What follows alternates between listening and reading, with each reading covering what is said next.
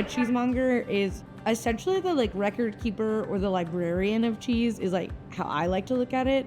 Our job is to know everything about as many cheeses as we carry. I am originally from Queens, New York, and ended up in Syracuse like I think most people do by following someone they love. I really fell in love with Syracuse since we've been here. We've now been here over 4 years.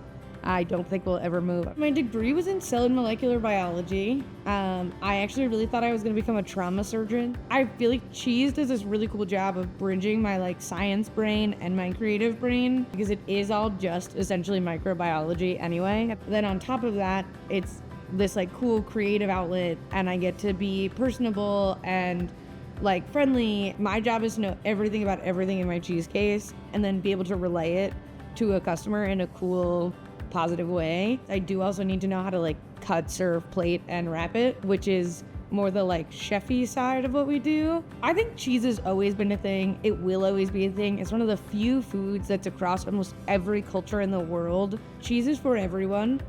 Regular people deserve quality cheese. Your neighborhood deserves a cheese shop too. That's where we come in. We are a fully operational cut-to-order cheese shop and specialty grocer. We mostly focus on cheese, but we do fill the shop with lots of cool other products. The educational component is definitely the main part. So the curd nerd, the nerd part of our name. I knew coming into this, we would have to educate our consumers. We started doing like dinner pairing classes and cocktails and wines and cheese board building events. The Cheesemonger Invitational, the annual cheesemonger competition. It's a like 13-part obstacle course for cheesemongers. I did win in 2023, which was really crazy. It was my first time ever competing. My favorite compliment ever when anyone talks about the shop is how friendly our team is and how welcome they feel. And that's all I ever want people to feel. I actually think that's one of the coolest things about Syracuse is our neighborhood structure.